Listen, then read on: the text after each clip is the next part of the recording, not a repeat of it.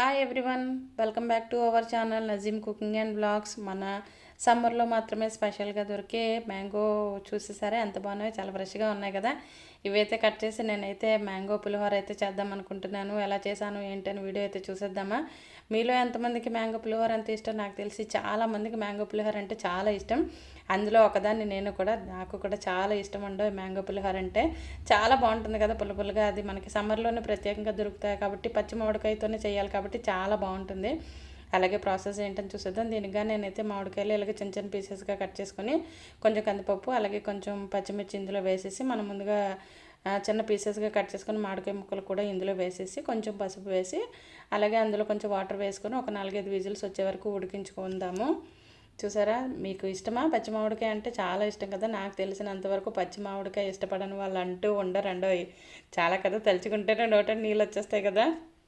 ఈ పచ్చి మామిడికాయకైతే మంచి మంచి స్వీట్ మెమరీస్ కూడా ఉంటాయండి ప్రతి ఒక్కరికి. మేము చిన్నప్పుడు అయితే స్కూల్ మానేసి మరీ మామిడికాయలోని సాల్ట్ తీసుకొని వెళ్ళేవాళ్ళం, పేపర్లోని దొంగచాటుగా అనమాట. టీచర్స్కి కనిపించకుండా మనకి ఇంటర్వెల్ టైంలోని మేము ఆ మామిడికాయను పగలగొట్టి అందులోని కొంచెం సాల్ట్ కారం వేసుకొని తినేసేవాళ్ళం చక్కగా. ఇప్పుడైతే పిల్లలకి ఇలాంటి స్వీట్ మెమరీస్ ఏం లేవు, కానీ మా టైంలోనైతే చాలా బాగుండే. స్కూల్ టైంలోనే మధ్యాహ్నం టైంలోనైతే నీ మామిడికాయలు దొంగతనంగా భలే తినేసేవాళ్ళం అండి. చాలా బాగుంటుంది కదా. చూసారా, ఇప్పుడైతే మన పప్పు అయితే ఉడికిపోయింది. నేను ఒక 4-5 విజిల్స్ వచ్చే వరకు అయితే ఉడికించేసాను. చాలా చక్కగా ఉడికిపోయింది. ఇప్పుడు విజిల్ తీసిన తర్వాత ఒకసారి మనం మొత్తం పప్పు గుత్తో పెట్టేసిన తర్వాత మనకి ఎంత క్వాంటిటీ కావాలో అంత వాటర్ వేసుకుంటే సరిపోతుంది. మరి పలచగా చేసేయకండి, పలచగా చేస్తే అంతగా బాగోదు. నేను వేసాను కదా. ఇప్పుడైతే మనకి పప్పుకు సరిపడినంత సాల్ట్ కారం వేసేసుకుందాము. ఇందులో మనం ఎలాగా మామిడికాయ పుల్లది తీసుకున్నాం కాబట్టి చింతపండు అయితే అవసరం లేదు. చూసారా, ఇదైతే ఇలా అయిపోయింది కదా. ఒకసారి కలిపేసుకుందాము. ఇది మరీ పలచగా చేయొద్దు, అలానే చిక్కగా చేయకుండా ఇలా ఈ క్వాంటిటీలో చేసుకుంటే మన వైట్ రైస్ కాంబినేషన్కి అయితే వహ్వా అంటారండి. అంత బాగుంటుంది. మామిడికాయ టమాటా పప్పు అయితే చాలా బాగుంటుంది. ఇదైతే ఇంకొకసారి ఒక పొంగు వచ్చే వరకు స్టవ్ పైన పెట్టుకొని మరిగించేద్దాము. చాలా మరుగుతుంది.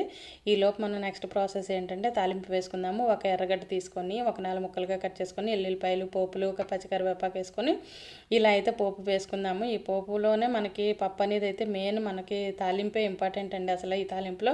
అలాగే మీకు ఇష్టం ఉన్న వాళ్ళు అయితే కొంచెం ఇంగు వేసుకుంటే ఇంకా ఈ పప్పు కాస్తంత టేస్ట్ ఎక్కువ అవుతుంది అనమాట. అంత బాగుంటుంది. ఇష్టం లేని వాళ్ళు స్కిప్ చేసేయచ్చు. నేనైతే ఇంగువైతే వేయట్లేదు, ఇష్టం ఉంటే వేసుకోవచ్చు అనమాట.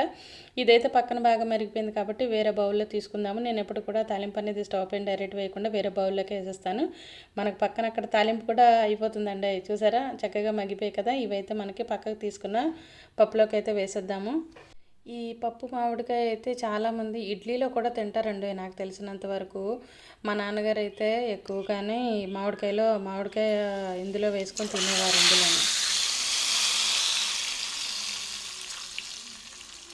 అంతే, సింపుల్ ప్రాసెస్. ఎంతో టేస్టీగా ఉంటే మన మామిడికాయ పప్పు అయితే రెడీ అయిపోయింది. చక్కగా వైట్ రైస్లో గుమగుమలాడే ఈ మామిడికాయ పప్పు వేసుకుని 2 ముద్దలు టక్ టక్ మనం లాగించేసేయండి. చాలా బాగుంటుంది. మన సమ్మర్లో మాత్రం పచ్చి మామిడికాయలు దొరుకుతాయి కాబట్టి ఇప్పుడైతే అన్న టైంలోనే అవైలబుల్ ఉంటుంది. వీడియో నచ్చినట్టయితే like, share, comment please. Nazeem and cooking blogs.